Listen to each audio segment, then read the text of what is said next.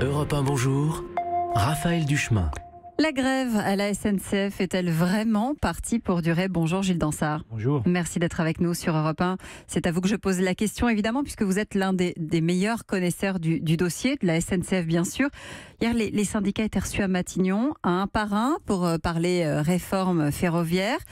Pas un n'est ressorti de ces entrevues en disant « on arrête tout ». Au contraire, fallait-il vraiment en attendre autre chose?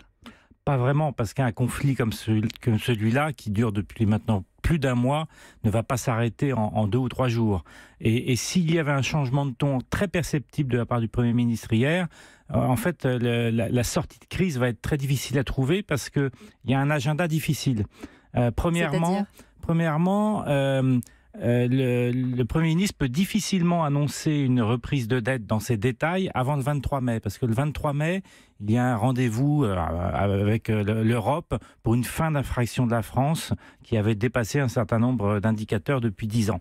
Donc il va être difficile d'annoncer des choses concrètes avant le 23 mai. Deuxièmement, le Sénat a pris 15 jours de vacances. Donc l'examen du projet de loi au Sénat ne va commencer qu'à la fin du mois de mai, 22, 23, 24 mai. Et donc tout ça complique la sortie de crise. Donc on va sans doute connaître au mois de mai, c'est toujours difficile de faire des pronostics, mais quelque chose d'assez perturbé avant que, pour la fin du mois et tout début du mois de juin, le Sénat vote le projet de loi et puis avec l'Assemblée nationale, on boucle tout ça. Donc c'est parti un peu comme ça et ça va être une sortie de crise un peu délicate. Ouais, c'est vrai qu'on n'en est pas encore là, effectivement, au 23 mai. La CFDT dit pourtant... Le Premier ministre est prêt à ouvrir des discussions. Discussions, mais sur quoi au juste? Elles sont où précisément les marges de manœuvre? Alors il n'y a plus grand-chose justement, parce que le Premier ministre a dit qu'il tenait bon sur le statut des cheminots, sur le statut de l'entreprise, sur l'ouverture à la concurrence. Et donc, il a parlé d'amendements quand même. Oui, alors on va faire comme avec l'Assemblée nationale, c'est-à-dire qu'on va demander aux sénateurs d'intégrer un certain nombre d'amendements qui amadoueront les syndicats les plus réformistes, CFDT et UNSA, donc sur 2 éléments. Le premier, c'est les conditions de l'ouverture à la concurrence pour les cheminots, c'est-à-dire ils sont très inquiets en cas de transfert dans une entreprise nouvelle, une entreprise privée. Et puis le deuxième point auquel ils sont très attachés, c'est toute l'équation économique.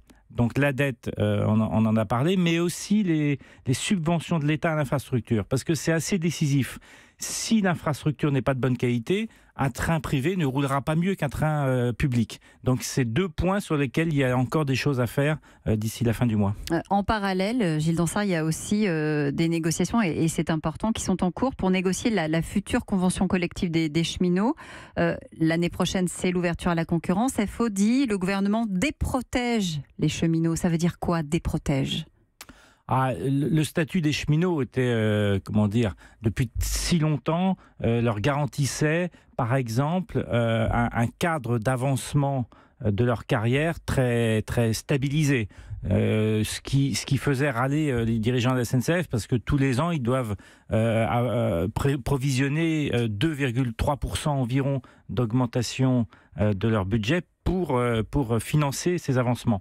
Et donc demain, on aura un système différent, mais ça ne veut pas forcément dire que ce sera une déprotection, parce que la construction de ce qu'on appelle une convention collective de branche ferroviaire sera signée par l'ensemble des partenaires, c'est-à-dire les patrons et les syndicats.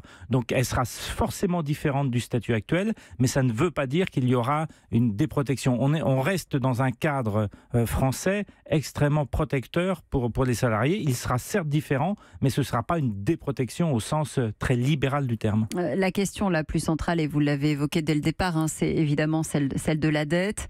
Aujourd'hui, le gouvernement s'engage à une reprise substantielle de cette dette. Ça va changer quoi pour nous, usagers, et pour eux, cheminots? En matière de chemin de fer... C'est rassurant? Oui, sur le long terme. C'est ça qui est compliqué pour les politiques. C'est-à-dire qu'une décision comme celle-là, il va y avoir en gros une reprise de 40 milliards de dettes qui vont être transférées à la dette de l'État. Mais qu'est-ce que ça veut dire pour le chemin de fer? Ça veut dire que 1,5 milliard d'euros tous les ans iront non pas à rembourser les banques, mais iront à améliorer l'infrastructure. Et en matière de chemin de fer, c'est absolument décisif. Si l'infrastructure est bonne, et quand on dit infrastructure, c'est pas simplement les rails, mais c'est aussi tous les systèmes de signalisation, d'information, d'alimentation électrique, ça veut dire que les trains pourront être davantage à l'heure. Mais ça ne se jouera que sur le long terme, entre 5 et 10 ans. Et pour un politique, c'est très difficile à envisager parce que les améliorations se feront forcément avec d'autres que lui-même. Mais là, arrêtez-moi si je me trompe, en ce moment, avec la grève qu'on connaît à la SNCF, depuis 8 séquences de 2 jours, la dette est en train de s'aggraver. Un peu, beaucoup. Très peu. On est vraiment dans des telles proportions de dette, 50 milliards d'euros. C'est une goutte d'eau. C'est une goutte d'eau. Alors, elle n'est pas négligeable parce que les gouttes d'eau finissent par faire un petit ruisseau. Mais ça n'est pas de proportion avec l'ampleur de la dette qui a été accumulée depuis 30 ans.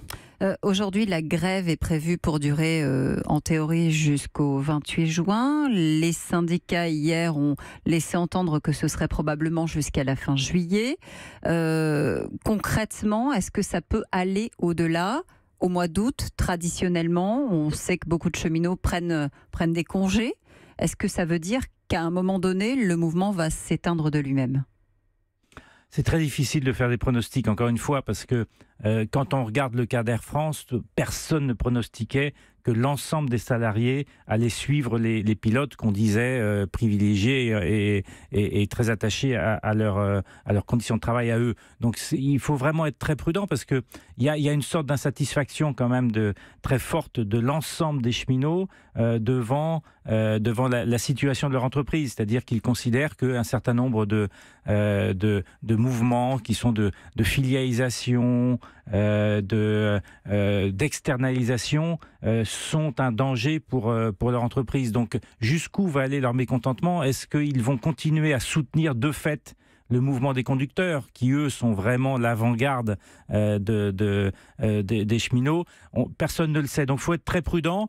Il semble qu'on puisse arriver avec les syndicats réformistes à une sortie de crise d'ici la fin du mois de mai, une CFDT. Mais encore une fois, il faut être très prudent parce que on s'aperçoit avec un certain nombre de sondages ou de discussions qu'il y a un état d'esprit latent qui n'est pas encore complètement fixé ou cristallisé, comme on dit. Guillaume Pépi dit on a un agenda social, c'est le cas ?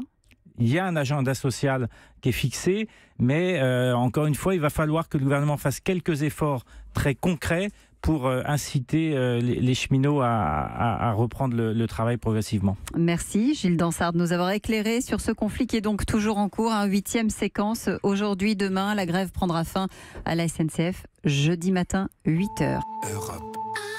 Europe 1.